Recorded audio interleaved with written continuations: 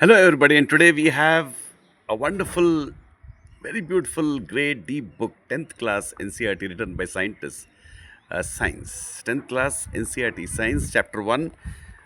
First video, Chemical Reactions and Equations. The first video will be Introduction. Consider the following situations of daily life and think what happens when milk is left at room temperature during summers. Right. An iron tawa, pan, nail is left exposed to humid, wet atmosphere. Grapes get fermented. Food is cooked. Food gets digested in our body. We respire. What are these things going on? Wonder things. In all the above situations, the nature and the identity of the initial substance have somewhat changed, right? Milk becomes curd, iron becomes rusted. It even finally one day even gets finished.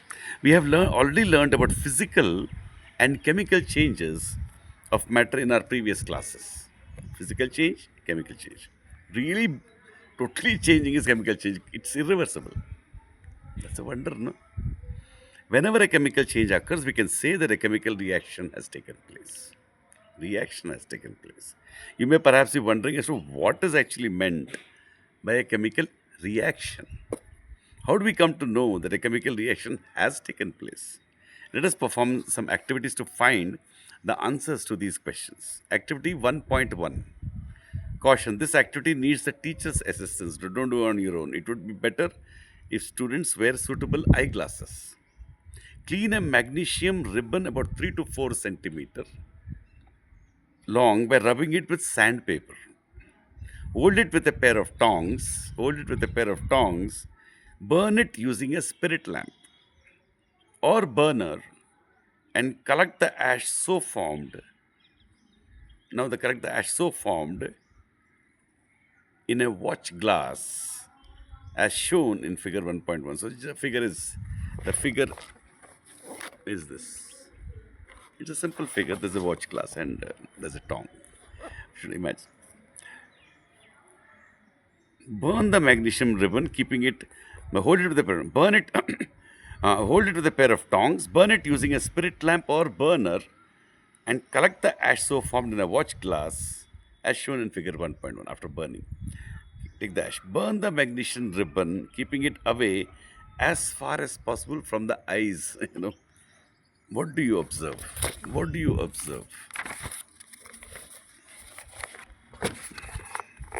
You must have observed that magnesium ribbon burns with a dazzling white flame and changes into white powder. Right? This powder is magnesium oxide. It is formed due to the reaction between magnesium and oxygen present in the air. That's what has happened. Activity 1.3. Now, he has given conclusions. As you go along, you'll understand. There'll be more questions you'll ask. What is magnesium? How is from where magnesium? There's no end to questions, right? But at the end, all answers are really answered. All questions are really answered because they're really answered in history.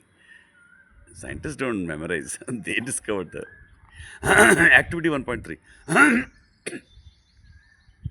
Take a few zinc granules in a conical flask or a test tube. Zinc granules.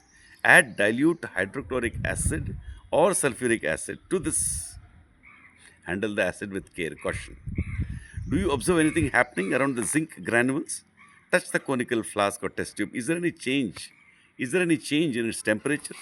From the above three activities, we can say that any of the following observations help us determine whether a chemical reaction has taken place. 1. Change in state, liquid to solid. Change in color, evolution of a gas.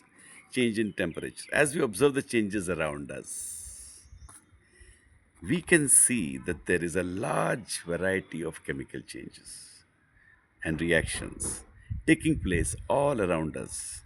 We will study about the various types of chemical reactions and their symbolic representation in this chapter. And that completes the video 1 introduction. Thank you.